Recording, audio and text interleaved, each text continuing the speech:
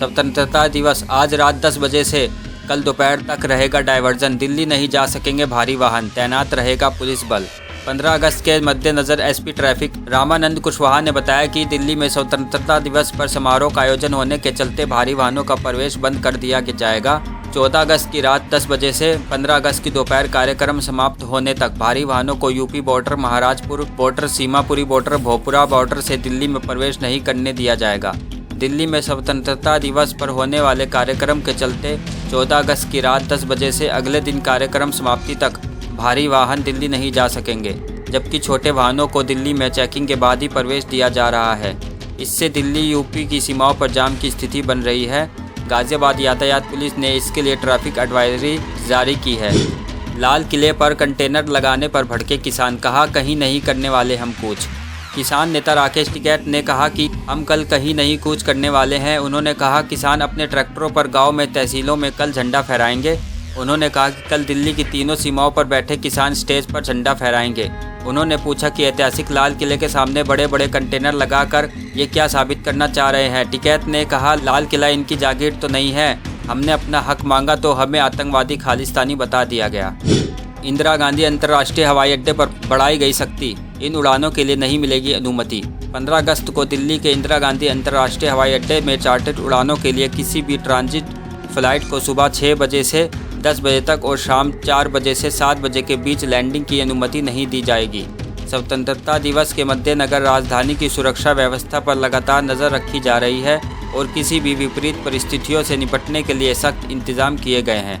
दिल्ली की सीमाओं से लेकर भीड़ भाड़ वाले बाज़ारों तक कड़ी नज़र रखी जा रही है, कहीं से कोई चूक ना हो, इसलिए हवाई अड्डे से आने जाने वाली उड़ानों पर सख्ती बढ़ा दी गई है।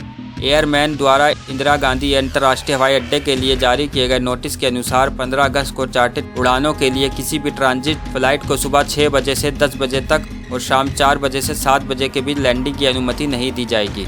वहीं शेड्यूल उड़ानें अपने निर्धारित समय के अनुसार ही उड़ेंगी। इसके साथ ही वायुसेना, सीमा सुरक्षा बल और सेना के हेलीकॉप्टर की उड़ान पर कोई प्रभाव नहीं पड़ेगा। वहीं राज्य सरकारों के विमान राज्यपालों और मुख्यमंत्रियों के साथ उड़ान भर सकते हैं। दिल्ली दुष्कर्म में जलाने के मामले में आया नया मोड़, पुजारी का सनसनीखेज खुलासा। दिल्ली कैंट में पुराना नांगल गांव में 9 वर्षीय बच्ची के साथ दुष्कर्म व हत्या के मामले में सनसनीखेज खुलासा हुआ है। पुलिस पूछताछ में मुख्य आरोपी बंटी राधेश्याम ने स्वीकारा कि उसने अपने साथी कुलदीप के साथ मिलकर दुष्कर्म किया और अन्य 2 आरोपियों सलीम और लक्ष्मी नारायण ने उनका सहयोग किया। वारदात को अंजाम देने के बाद उन्हें डर सताने लगा कि कहीं बच्ची भेद न खोल दे। इसके बाद निर्ममता के साथ उसकी गला दबाकर हत्या कर दी। वहीं पुलिस को शमशान के सामने लगे सीसीटीवी कैमरों की फुटेज मिली है, जिसमें दिखाई दे रहा है कि बच्ची शमशान के अंदर जा रही है। अपराध शाखा के एक वरिष्ठ अधिकारी ने बताया कि चारों आरोपियों को 3 दिन के रिमांड पर लिया गया था। पूछताछ के दौरान आरोपियों ने घटना से पर्दा उठा दिया। पुलिस के मुताबिक राधेश्याम का चरित्र ठीक नहीं है और वह पहले भी छेड़छाड़ करता रहा है, लेकिन मामले शमशान घाट से ही रफा दफा किए जाते रहे। पंजाब जाने वाले यात्री ध्यान दें, पूर्ण टीकाकृत या RT-PCR नेगेटिव नहीं है तो नहीं मिलेगी एंट्री। पंजाब के मुख्यमंत्री अमरिंदर सिंह ने कहा कि सोमवार से राज्य में केवल उन्हें ही प्रवेश करने की अनुमति दी जाएगी जिन्होंने कोरोना वायरस के खिलाफ पूरी तरह से दोनों डोज टीका लगवाया हो या उनकी RT-PCR रिपोर्ट नेगेटिव हो। मुख्यमंत्री ने कहा कि पड़ोसी राज्य हिमाचल प्रदेश और जम्मू कश्मीर से आने वाले लोगों पर कड़ी निगरानी रखी जाएगी।